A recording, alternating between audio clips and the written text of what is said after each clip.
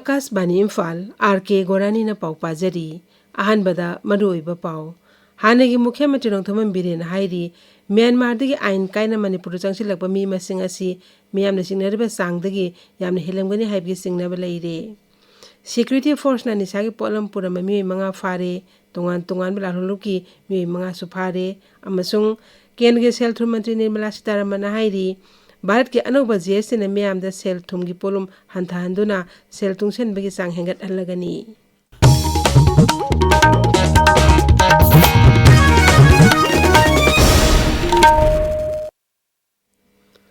Hanagi Mukhya Mantri Nongthoman Biren hairi Myanmar dagi ain kaina Manipur changsilakpa mi masing miyamna singnariba sangdagi helamgani haigi bagi akiba leire masida akan mameng changbagi tangai fade. Social media thagalakpa post amda Sri Birena United Nations High Commissioner for Refugees ki report paladuna hai haukiba ing kumjale singani kunmathoi diga hauna Bharata Myanmar machale sing humpumari sahum ain kaina changlakhi adubu ain kaina changlakhi haiba mi masing asi official oiba report khakta da yumpham oibani adu manuba official oidaba mioi kaya amaso changsilamba yabki oithokpa lei maram asina aikoina hawjik tumina laithokpagi matam natre Lamdam masigi miyambu mitopsina khudum chanchindringeida aikhoi amata oina hiram masida akan mameng changbagi tangai fadabasu leire Security Force na tongan pham anidagi nisa oina sisinaba yaba polamsing puramba mioi manga fare police ki pauna hai Imphal jila gi manung chan mahingang police station na konba khomido karong khole mioi mari faki makhoidagi bals mari da hablamba gram chama kumapan gi heroin powder ahangbo balsam kontra taret serin stara mari mobile phone taret sel oina lupa lak amaga lising kulumdo henbi sen pam phangki atopa thodok amadana Manipur police na Thawbal jila gi manung chanba Thawbal police station na konba khengman makha lekai gi mioi amasu phaki mioi asidagi ni sa oina sisinaba yaba guli box manga amasung lok khubagi hidak bottle taratruk phagatki Amaromda Raija Aski Sing Amasung Tampaki Tongan Basingda Pamsingda Security Force na Thiba Humba Amadi Area Domination Lepa Laitana Chathari Hairi Police ki Paugi Matung ina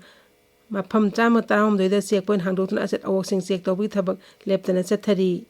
Bishnupur Jilagi Saren Mangjing Amadi Kakjing Jilagi Pangal Tabi Sarel Khunjawdi Aina Tingkraba Loop Pripak Progimi Any Security Force na Fare Imphal Jilagi Andropolis Station na Konbangari Andalaiba Check Post Asset Awasing Check Tobada Aina Tingkraba Loop Pripaki Kadar Anisu Faki Imphal Jilagi Laipam Kuno Makale Kai Digi UPPK gi mi amasu police na fagat ki hairi Bharat Lanmi gi spare corps na sinduna jiribam amadi Tamenglong jila gi tongan mafam singda oja gi numit palan tawkhre oja singna tungi yumi orkadur mahilo sing mutakpi tambiduna khunai asigi dem lawriba thawdang ipai khuna bu utuna tharmadu pangthokpani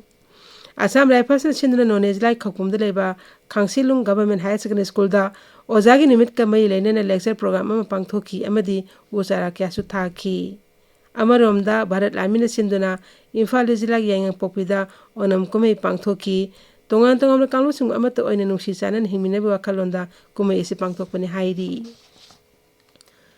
Gold flagship scheme gi matangda nomi ebu workshop amangrang Tamenglong headquarters taluk pangthokre thoromasi My Bharat Mera Yuva Bharat Tamenglong na Kendra Youth Affairs and Sports Mantralaya gi makhada pangthokpani thoromasi maroiba pandamdi naha singbu sana khonab gi lamda hena pungning changhannabani workshop asida na marfiyong na tongan ba youth club sing mi kulhum de henbana saru yakhi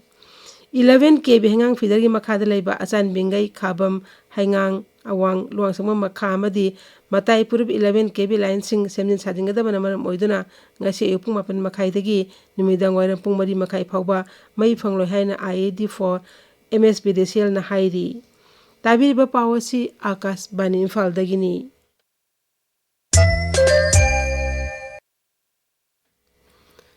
Kendra Sel Thum Mantri Nirmala Sitharaman hairi anauba GST regime asina leibak aski miyam de hena khodong chaba piragani hiramaski matangda Srimati Nirmala Sitharaman hai anauba GST asina mipum khudimaki sel thungi polum hantahanduna miyamna masagi sel thungsen migi sang hengat alagani masigi mathakta sarkar gi chakko tharangi thabak singchu hanag apan beyawna changsengani adumainamak petroleum amadi alcohol gi pothok singdadi GST na konsiloi Amaromda Americana Bharat ki pothok sing thamlak pa cha yang khai tax lawbi wathok asina mapalam da poche thadok de balai ba asigi lalun iti ki thabak tawri basing da piri ba khodong cha da basing asi kohan mangam na baso honari लेबाक अस्ते लेरिबा मियामबु लाइरे अनंग खाइदना अफबा युमदा लेहेनबगी पांदम हौदोखिबा प्रधानमंत्री आवास योजना मपुंग फाना चनहनबा अनगीका लिसिंगनि कुनमा कैंपेन हौदोखरे कैंपेन अदु हाउसिंग एंड अर्बन अफेयर्स मंत्री मनोहर लालना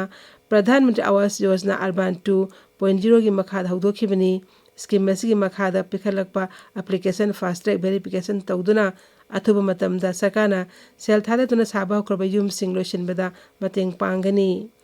प्रधानमंत्री आवास योजना अर्बन की मखादा युम कोटी अमा लाख कुन सानबा सेनफम काइथोखरे मसिगी मनुंगदा पक्कागे युम लाख मपदामरी साबा लोइदुना बेनिफिशियरीसिंगदा खुसिनखरे मंत्री नहाय अंगीकर कैंपेन असिना लेमोरिबा युमसिंग अथुब मतमदा लोइसिनबा होनबदा चाउना मतेंग ओइरगनी बिहार की राजकीय इंटरनेशनल स्टेडियम चथरीब एशिया कप हॉकी चैंपियनशिप की सुपर 4 स्टेज के मैच से भारत का चाइना का थेंगनरगनी भारत की ममांग सानिखिब मैच मलेशिया पांचमरी थोइखिबनी मसिगे लोइनेना सुपर 4 ग्रुप पॉइंट मरी फंगदुना भारतना ख्वाइकी मकोकता लैरी ngasi phongwa pause sing maroi pausing da mahauzik Kshetrimayum Premchand leire Premchand Thagachuri Gorani Shu hangdokhanbagi agreement Manipur lengakna ngakna chatkani free movement ni damak yanakiba busu ikai khumnagani haina chief secretary na phonokhiba wafam huyendan powder ahan be headline piduna phongli Pawasi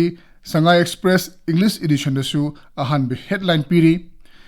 India lengaka Shu agreement ki khuyek pinakhra su Union Territory की demand हंडोकप लेते हाइना शू group सिंगना फोंदोरकप वाफम नहरोल की थौदांगदा अहानबे headline पिदुना फोंगली पावसी morning बेलदसु अहानबे headline पिदुना फोंगबु थेंगनरे शना लेबाकी अहानबे headline असि शू तोनखिबगी थवोंगदा CSO सिंगना तुमिना लेसिलोइदौरी हाइबा headline असिनी headline असिगी मखादा शू खुयेक पिनखिबा येलहौ फुरुप की मायोक्तनी हाइबा कोकोमिगी वाफम मसी सब headline पीरी अनिशुब सब headline दना शू सांदोक पाहाइबसी मियामगी मायोक्तनी हाइबा focus की वाफम मसी फोंगबु थेंगनरे suspension operation की मतंगदा चीफ सेक्रेटरी ने फोनोखिबा मदी CSO सिंगना यानिंदगा फोंदोरकपा पाउदो युमफम ओबा तोंगान हेडलाइन कया Sangai Express Manipuri edition Pongnafam People's Chronicle Manipur Mail Ganfu Mail Tamilong Times yauna pauchi ayamada phongbu thengnare Nekam Jomhaugi mihat adu suspension of operation da yauriba KRA gi thawongni haiba yajare haina People's Chronicle da ahan be headline piri Tamilong da ojagi numit pangthona khibagi pau Tamilong Times da ahan be headline piduna phongli Kuki amadi maitagi marakta buffer zone ngakuna thamgadabani haiba UPF amadi KNO gi wafam the cham paucheda ahanbe headline piri National Highway Chamga Kurmapan A Maram Perel Lambi Matam Kuina Yengsin Bidababu NPO na Nuaitaba Fongdokre Haina Hills Hornbill Express da ahanbe headline piri Prime Minister Lakpagi Kanna Sembat Sagali haiba headline asi Ponofam Pauchegi ahanbe headline ni Manipurda Popular Ministry lehenbagi wafam Prime Minister ki khongchet matungda leikhai tagadori haiba headline asi huyenlan pauda akanama pau oina headline piduna phongbu thengnare lambi fagat hannaba project ki makhada North East ta ahanbu oina konung lambi da white topping thakre haiba headline asi ponufam pauchigi ahanbu lamaida marubi pauna phongbu thengnare Gorani Thagachari Premchand Hauzik aroibada maroiba pau amuk hana Hanagi Mukhyamantri Nongthoman Biren hairi Myanmar dagi ain kaina Manipur changsilakpa mi masing asi miyamna chingnariba sangdagi yamna helanguni haibagi singnaba leire Security Force na nisaki polam purama miwi manga fare tongan ba lalholupki miwi manga so fare amasung Kenage Selthum Mantri Nirmala Sitaraman hairi Bharat ki anuba GST na miyamda selthungi polum hanthanduna seltung sen bagi sang hengat halagani pauloi jari